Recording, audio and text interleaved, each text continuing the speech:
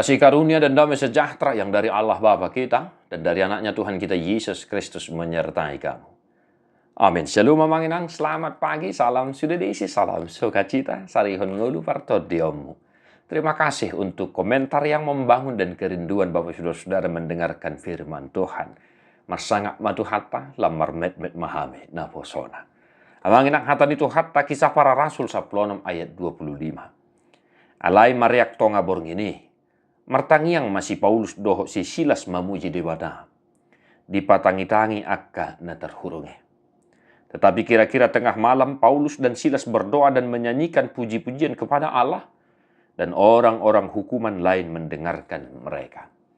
Demikian firman Tuhan. Bapak Saudara-saudara, ketika Paulus dan Silas dalam perjalanan pelayanan pekabaran Injil, dia menghardik seorang penenun karena Paulus tidak suka dengan apa yang si perempuan ini katakan, ucapkan, ya, teriakkan.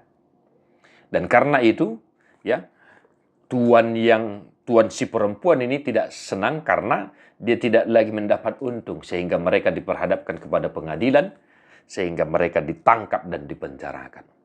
Nah, tetapi kira-kira tengah malam, ketika dalam penjara, Paulus dan Silas berdoa dan menyanyikan puji-pujian kepada Allah. Kemudian terjadi mujizat luar biasa oleh kuasa Tuhan. Semua penjara itu, pintu penjara itu, ya, sel itu terbuka. Dan rantai yang dibuat di kaki mereka itu lepas. Seorang penjaga penjara itu ingin bunuh diri karena di pikirannya mungkin semua tahanan sudah melarikan diri. Tetapi Paulus berkata, jangan lakukan hal itu. Kami masih di sini. Kemudian puji Tuhan, Bapak Saudara-saudara, penjaga penjara itu menjadi percaya kepada Tuhan. Disinilah nas firman yang luar biasa yang mungkin sering kita dengar. Haporsema Tuhan Yesus, asama dua hodoh pangisini bagas. Pada akhirnya dia percaya kepada Tuhan. Nah, itulah kisah di balik teks ini, Abang. Nah, apa yang mau kita hidupi, Bapak Saudara-saudara? Ya, apa yang mau kita hidupi? Yang pertama, Abang, tadi jelas dikatakan mereka dalam penjara. Penjara kita ibaratkan sebagai sebuah tekanan, kurungan, pembatasan, ya, pergumulan, tantangan. Maka ketika engkau dalam kurungan, dalam tekanan sekalipun, berdoalah, memuji-muji Tuhan. Nyanyikanlah lagu-lagu pujian kepada Tuhan dan berdoalah dari dasar imanmu yang kuat itu. Maka Tuhan akan menunjukkan kuasanya dalam kehidupan. Memang sekali lagi, pun engkau dalam tantangan hari ini, dalam tekanan, dalam sebuah pergumulan, jangan lupa tetap berdoa dan menyanyikan lagu pujian kepada Tuhan. Yang kedua, melalui kisah ini juga kita diajarkan untuk senantiasa bertekun di dalam doa. Tetapi yang mau saya tekankan adalah perihal timing, waktu. Ya, di sini dikatakan kira-kira tengah malam. Paulus Silas berdoa.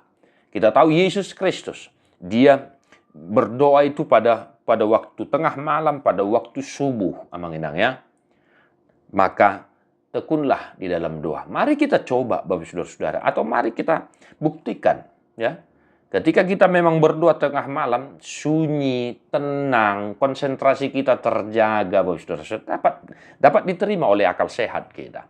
Kenapa mereka berdoa tengah malam? Ya, karena memang keadaan di sekitar kita juga lumayan sunyi, tentram, adem-adem wae, dan lain sebagainya. Amanginang, mari tetap berkaca kepada firman Tuhan. Tadi sudah kami katakan, dalam tekanan sekalipun, tetaplah berdoa. Dan tekunlah di dalam doa. Tuhan memberkatimu, Amanginang, mertua doakan itu mangihon hata di debana. Jalah no piopsa. Amin.